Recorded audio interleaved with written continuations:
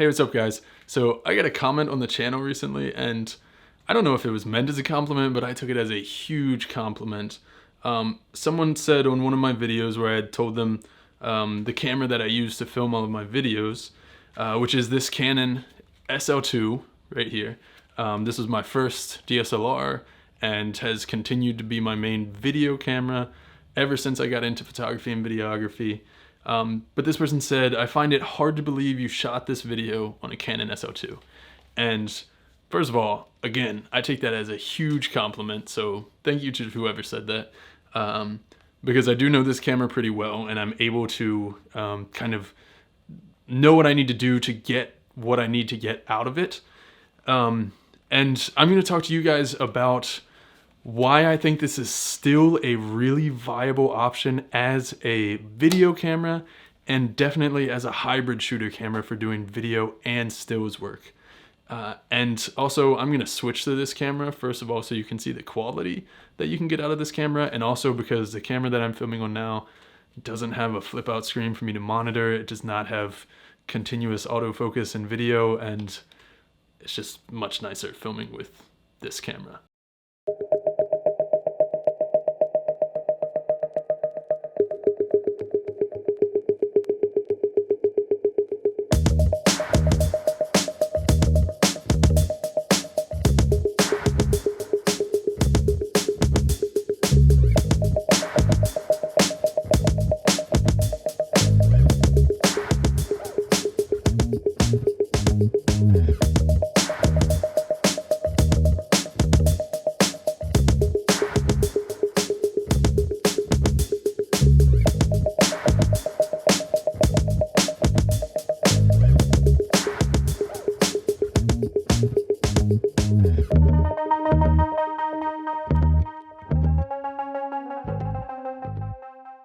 Alright, so now I'm filming on my Canon SL2.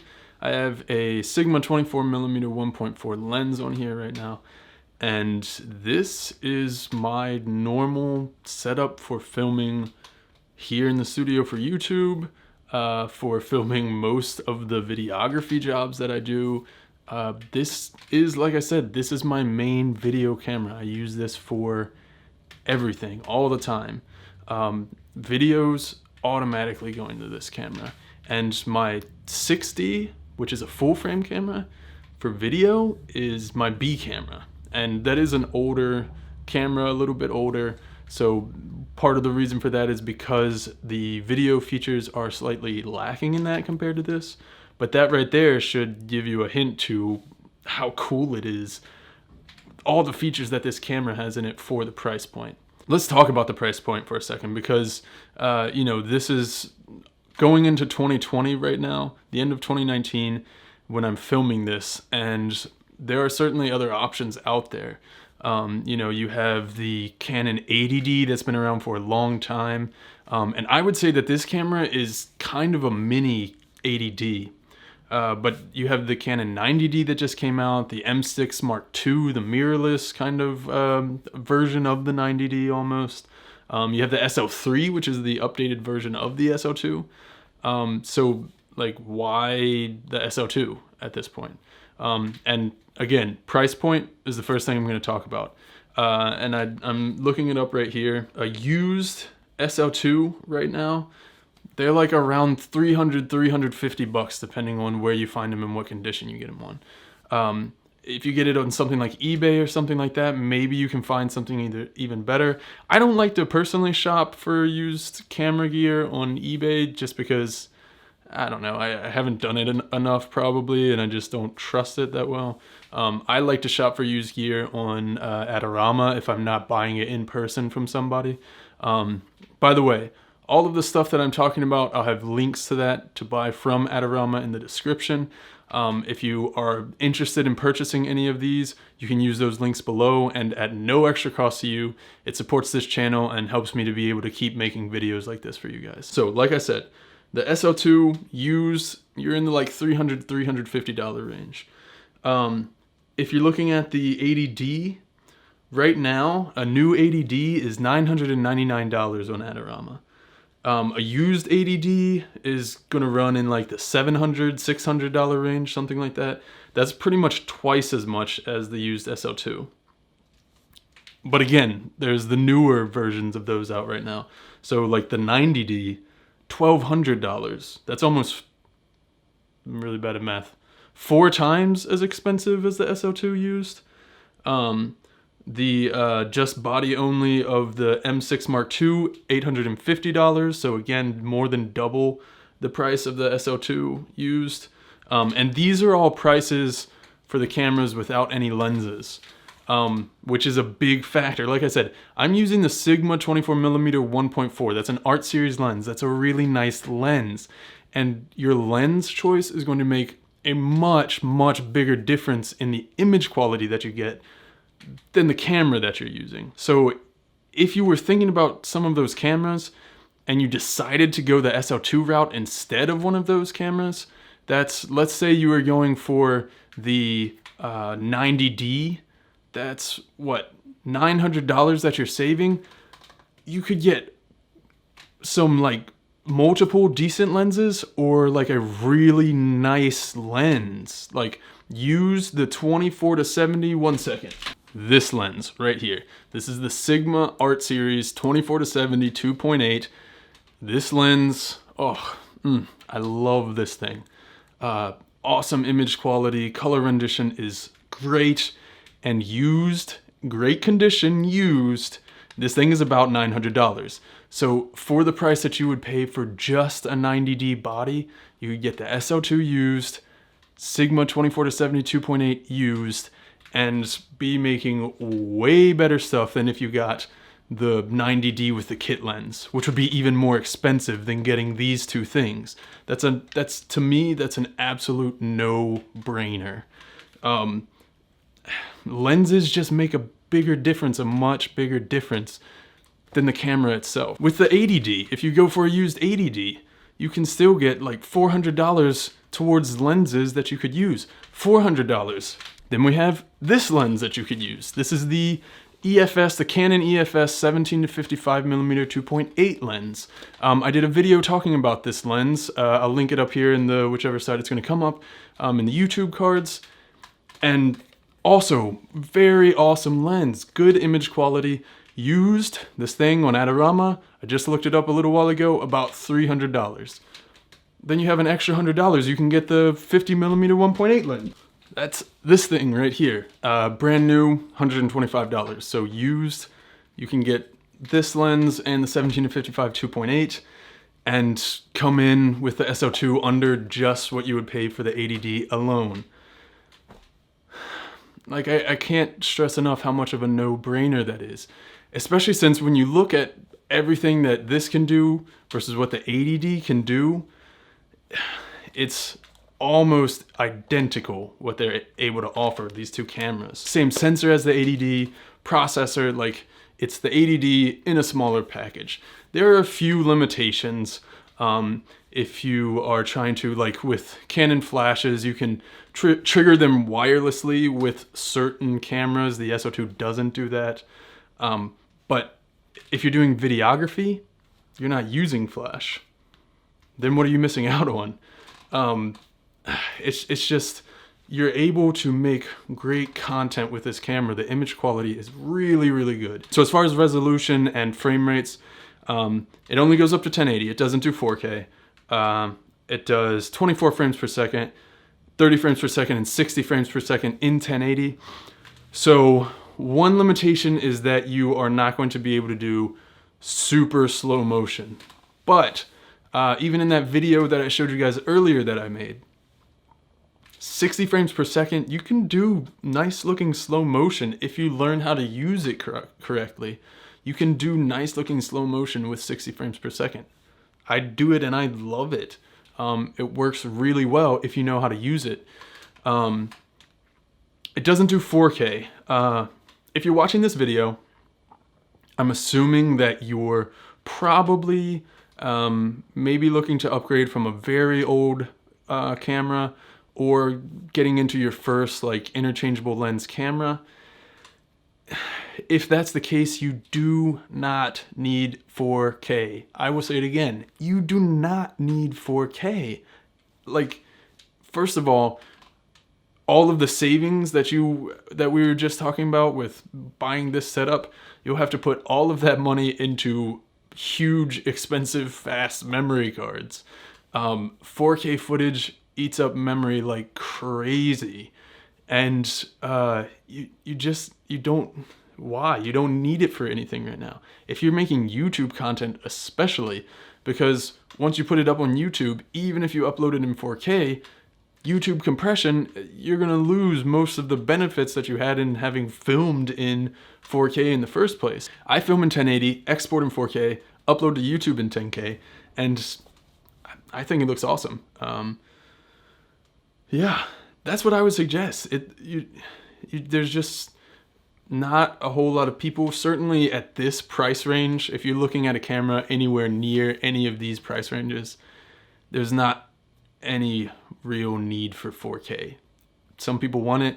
If you really want it and you really have to have it, fine, but you're gonna have to pay for it. And I don't think it's worth it right now. So I mentioned the M6 Mark II. There's also the older M6, the original. It's very similar to the 80D. It's kind of like the mirrorless 80D in the way that the M6 Mark II is a mirrorless 90D almost. And that's certainly an option. Price point might be a little more expensive than a used SL2. But I would not recommend the Canon APS-C mirrorless cameras, simply because of the mount. You can get a mount adapter so that you're able to use EFS and EF lenses. And from what I've seen with the adapter, the lenses work perfectly.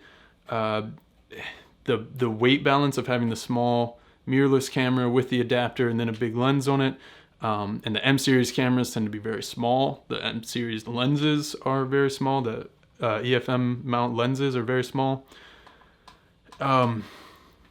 You know, if you really want to have that small form factor and are fine with having, you know, a big lens, then kind of ruin that small form factor. So I wouldn't recommend it. It's an option. For me, it has too many drawbacks to go into the APS-C mirrorless Canon route, at least the EFM series. So as far as cons for making videos with this camera, one big thing that a lot of people like to have is in-body image stabilization. This does not have in-body image stabilization. It also does not have electronic image stabilization in this camera. There are lenses that you can get with image stabilization built into them. Some of them work really well, some of them work less well. The 24-70 Sigma 2.8 that I have, and the Canon EFS 17-55 2.8. I showed you guys both of those lenses earlier in the video. They both have image stabilization in them. So you can pair them with this and have some form of image stabilization. If I'm being honest, like for instance, this 24mm Sigma lens does not have image stabilization in it. The camera doesn't have image stabilization. If I'm being honest, I've started to prefer filming without image stabilization at all, even with lenses that do have image stabilization built in. A lot of times I'll turn it off when I'm filming. First of all, none of the lenses that I have, maybe there are some out there, but none of the lenses I have image stabilization that is so great that you won't need to put some kind of stabilization on it in post. And from footage that I've seen from cameras that have in-body image stabilization, same thing. I mean, you know, some like the GH5 Micro Four Thirds cameras, it's easier, you know, to put image stabilization on a smaller sensor like that. But as far as bigger sensored cameras, APS-C, and certainly full frame, even in-body image stabilization isn't everything that people on the internet rave about it being, in my opinion. So for me, that's so far from a deal breaker, because again, I don't think that it works as well as people want to make you think that it works, in my opinion. I know there are people that always shoot like that, but a lot of times it's really about just having a steady hand. So I've been talking mostly about the video features with this camera. I have used this camera for photography. It was my main photography camera for a long time. And there are some pros and cons to this. If you are a beginner, if this is your first camera, you probably aren't going to understand that the cons are even cons, because it's what you're just going to be used to. I mean, that's how it was with me. It's just like, this was my first camera. This is how I learned photography.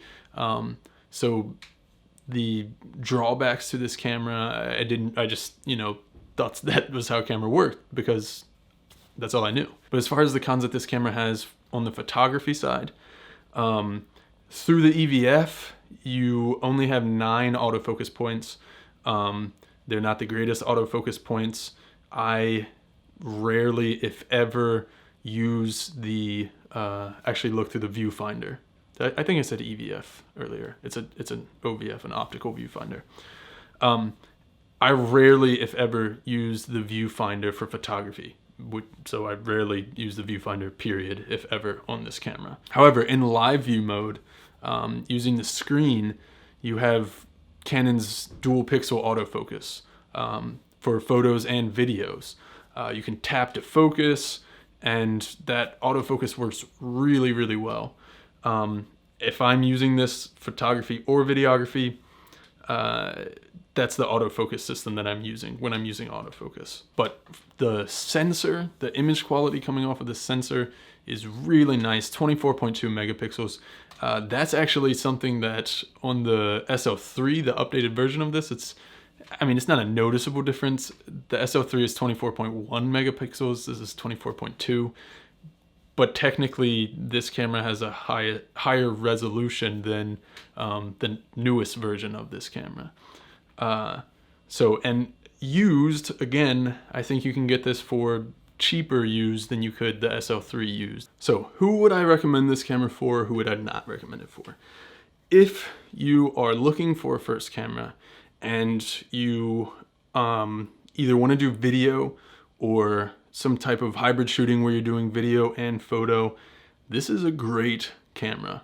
I have loved using this camera.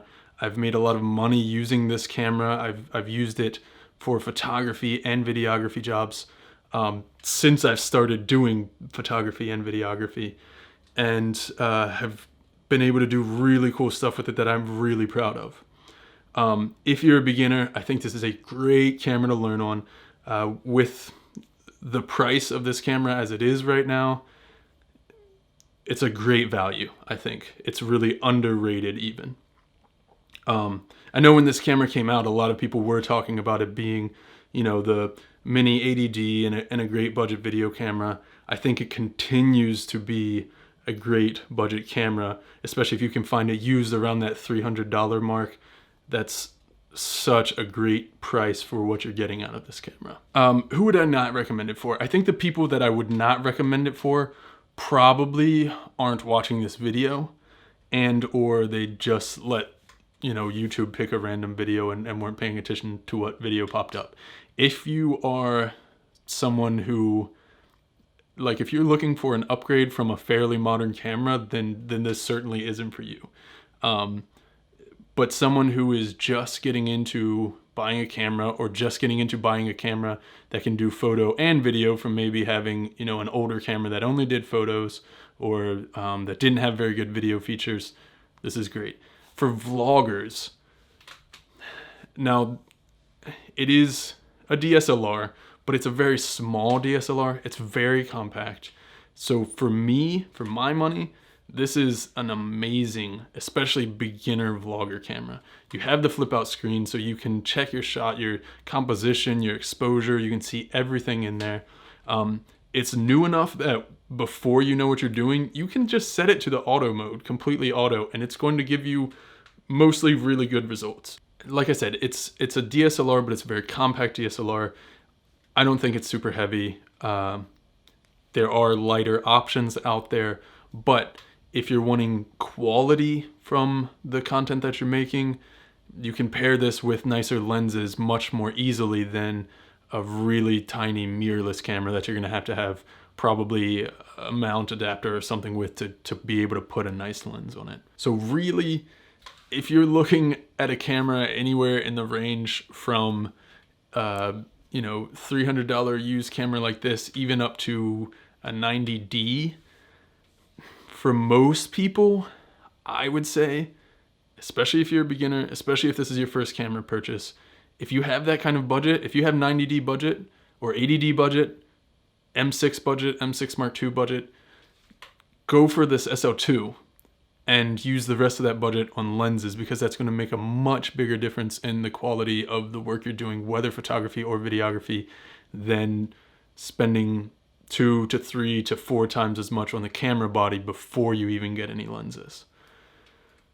Yeah, so I hope that this gave you kind of a good overview of what this camera can do and why I enjoy it so much, what I like about it, and also, you know, some of the drawbacks of it. If you're looking at this camera, I hope that it gave you a good feel for whether or not it would be a good fit for you. If you are thinking about buying this camera, let me know. Down below in the comments, you can tell me what you're thinking about buying this camera for. If you already have a camera, what camera are you using? Are you thinking about upgrading? And if you enjoyed the video, give me a thumbs up. And if you haven't yet, hit the subscribe button and then the bell icon so you can get notified of all the videos that I do on this channel. I love to talk about photography gear, camera gear, lenses all the time. And if that's something you enjoy, then you should think about subscribing here. Thank you guys for all the support. See ya.